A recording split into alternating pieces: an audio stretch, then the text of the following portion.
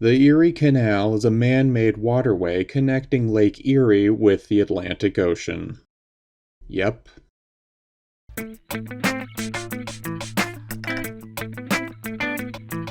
You seriously want to watch a video about the Erie Canal? Okay, but it's gonna be boring.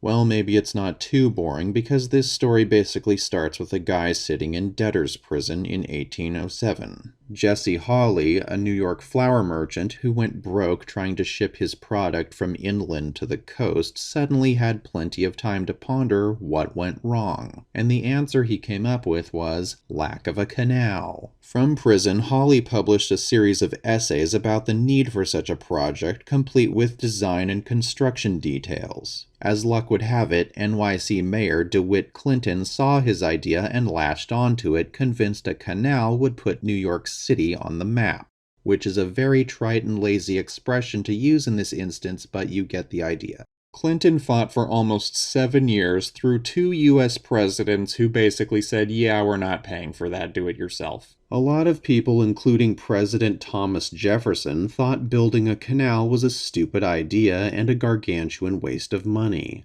But finally, in 1817, after securing state funds and becoming the governor of New York, Clinton broke ground on the project in Rome, New York. The plan was to build a traversable waterway 4 feet deep and 40 feet wide, connecting Lake Erie with the Hudson River, which feeds directly into the Atlantic Ocean. That means upon completion, you could sail a boat from the Atlantic straight to a dock all the way in Cleveland, Ohio, or Detroit, Michigan. A lot of inventions and engineering marvels in history are considered hugely important because they shrank the planet. Cars, planes, canals, railroads, the internet.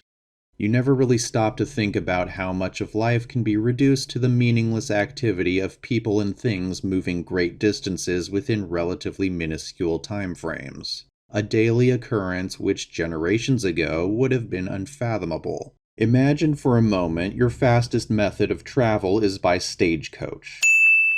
How long is your morning commute now? An hour? A day? What about the chair you're sitting on, or the food you eat? Did you ever think about how far that has to travel before you can buy it at a store? You can get fresh-ish avocados all the way from Mexico in the dead of winter in Minnesota, when in a previous time period they would have been compost by the time they got to you, possibly with an avocado tree sprouting from them.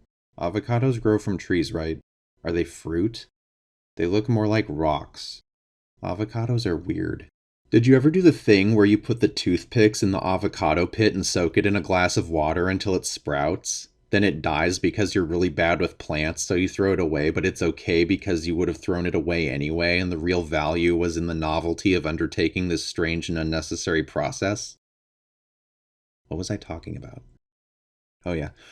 Point is, these are conveniences we take for granted now, but when they were engineered, they were earth-shattering paradigm shifts that changed life for everyone. Rugged terrain made canal construction grueling, as workers had to clear many trees, solid stone, and even people out of the way. Yep, here it is again, the obligatory native injustice side note that ruins like 90% of America's formative history. After 8 years of construction, the canal was finally open for business. Clinton sailed in a flotilla across New York, along the almost 400-mile brand-new Erie Canal. It only took him 10 days, which I'm told is a lot shorter than the time it used to take to sail across New York without water. I should probably talk about locks and how they work, which is both interesting and tedious. Most canals are broken up by a series of locks with gate mechanisms that can shut to block the water flow. The Erie Canal has 83 locks. In canals that change elevation, locks are vital for ships to successfully navigate the route. In order for a ship to go from one elevation to another, it has to sail up to a closed gate. A second gate behind the ship then closes, and this lock chamber that the ship sits in begins to fill or drain until the water level and the ship equalize to the same height as the water level in the next segment of the canal. Then the first gate opens and the ship sails on. They're basically like stairs for boats. Really slow stairs. The new water highway brought huge change to not just New York State, but the whole country. Using the canal, goods could now be transported for much cheaper and at a quicker pace. Suddenly, people living on the frontier had more access to the niceties typically only enjoyed by city dwellers. Farmers were making more money because their markets were able to expand all the way into New York City and beyond. Many new U.S. immigrants processed at Ellis Island took the trip up the canal to start their new lives in the Midwest. By the 1850s, well over half of U.S. trade was being funneled through the Erie Canal. Suck on that, Jefferson! Wait, he'd already been dead for at least 15 years. Suck on that, Jefferson!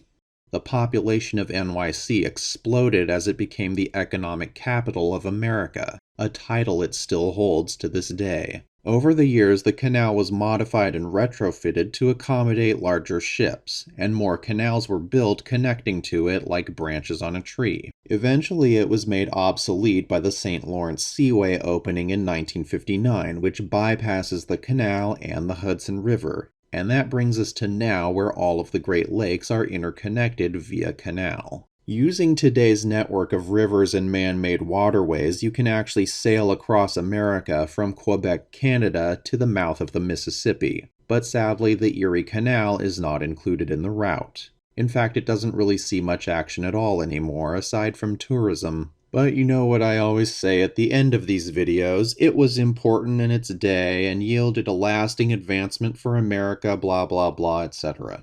Did you know there are actually songs written about the Erie Canal?